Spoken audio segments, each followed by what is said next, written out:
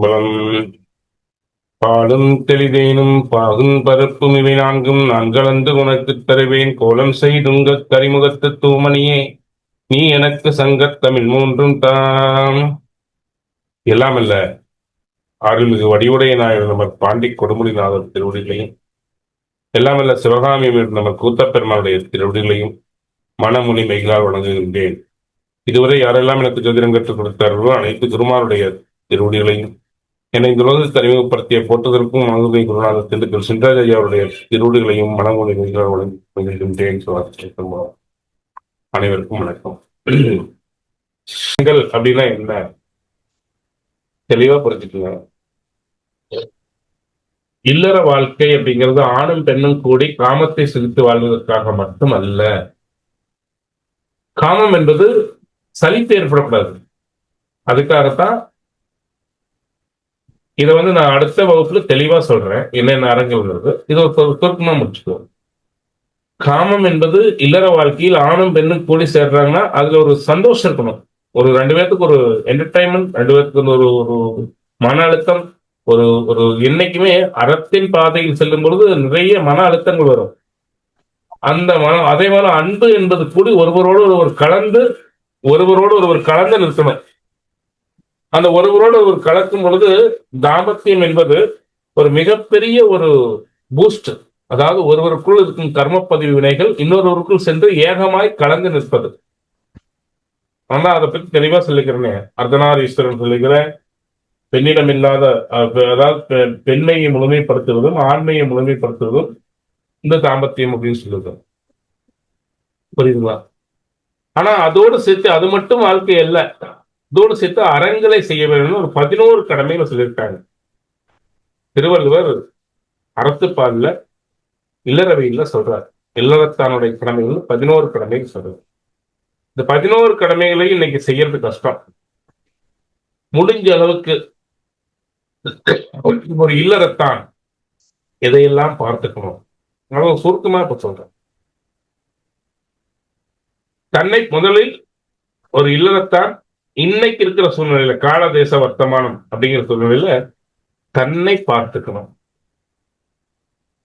தன்னுடைய குடும்ப வாழ்க்கையை பார்க்கணும். இது மிகப்பெரிய கடமை. இது அவனுடைய முதல் கடமை. ஏன்னா அன்னைத்த காலத்துல தன்னை பார்த்துக் கொள்ள தேவையில்லை. இன்னைக்கு தன்னை பார்த்து காட்டி வீணா போயிடுறாங்க. இது காலதேச வர்த்தமானத்துல இன்னைக்கு இது முக்கியமாயிருச்சு. கலியுகத்தோட கொடுமை. அடுத்தது பிரம்மச்சரியன். இந்த பிரம்மச்சரியன்னா படிக்கின்ற குழந்தைகள் யாராவது படிக்க முடியாம தடுமாறினாங்கன்னா அவங்க படிப்புக்கு உதவி செய்யணும். இது இல்லாத அது யாரா இருந்தாலும் சரி, உன்னால முடிஞ்சதை செய். ஒரு நோட்டு புத்தகம் வாங்கி கொடு. சார், அன்னைக்கு ஒரு காலேஜ் ஃபீஸ் கட்ட முடியல, நான் பூரா கட்ட முடியுமா அப்படின்னா பூரா கட்ட தேவையில்லை. உன்னால முடிஞ்சது என்ன? ஒரு பென்சில் தான் வாங்கி கொடுக்க முடியுமா? பென்சில் வாங்கி கொடு அந்த குழந்தைக்கு. அது யாரோட குழந்தையா யாரோட இதா இருந்தாலும் சரி. முதல்ல பிரம்மச்சரியன். அதுக்கு அடுத்தது உன்னுடைய சொந்த பந்தங்கள், உற்றார் உறவினர்கள், இவர்கள் ஒரு நிலையில தாழ்ந்துட்டாங்க அப்படின்னா அவங்களுக்கு போய் ஏதாவது உதவி செஞ்சு அவங்களை முன்னேற்றுவதற்குண்டான வழிகள் பாரு. சார், அதை இருக்குன்னு எல்லாம் செய்ய முடியுமா அப்படின்னா மனத்தால் உடலால் ஏதோ ஒரு வகையில செய்யலாம். பொருளாதாரத்தினால செய்யணுங்கிறதா இல்லை. இப்ப அன்னைக்கெல்லாம் பாத்தீங்கன்னா இந்த ஒரு 10-15 வருஷத்துக்கு முன்னாடி இருந்த ஒரு கலாச்சாரம் நம்முடைய எனக்கு தெரிஞ்சு இங்க கொங்கு நாட்டுல எங்கள் ஏரியாவில் இருந்த பழக்க வழக்கம் அப்படின்னா, சொந்தக்காரங்க ஒருத்தர் தோல்வி அடைஞ்சிட்டாங்கன்னா, ஒரு தொழில் இழந்துடுறாங்க, தோல்வி அடைஞ்சிடுறாங்க, அட்லீஸ்ட் ஒரு சீட்டு போடுவாங்க.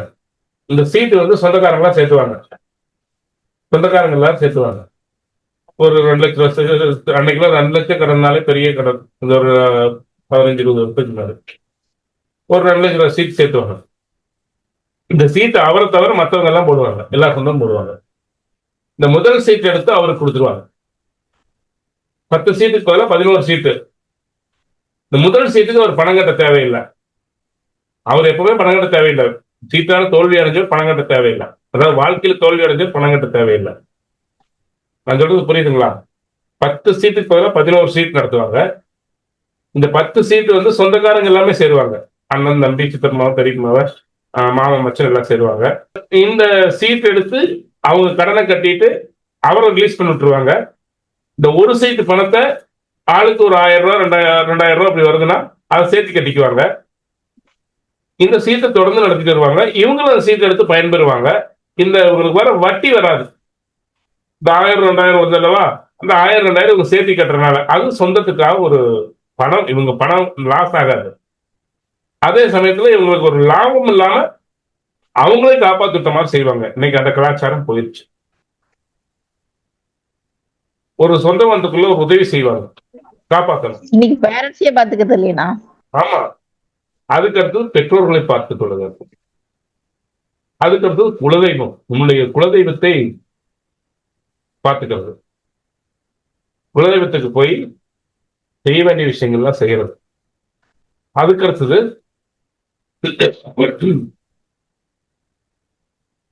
பித்திருக்கள், உன்னுடைய முன்னோர்களுக்கு வருஷத்துல ஒரு நாள் திதி தர்ப்பணம் எல்லாம் முறையா கொடுத்து அவர்களுக்கு செய்ய வேண்டிய கர்ம கடனை செய்யறது. வருஷத்துல ஒரு முறையேனும் ஒரு யாகத்துக்காவது, மிகப்பெரிய ஒரு யாகம் நடக்குதுன்னா அந்த யாகத்துக்கு ஏதோ ஒரு வழியில நம்ம பொருள் உதவி செய்யறது. நெய் வாங்கி கொடுக்கறது, கோமசாமன் வாங்கி கொடுக்கறது, பிராமணர்கள் கொடுக்கறது.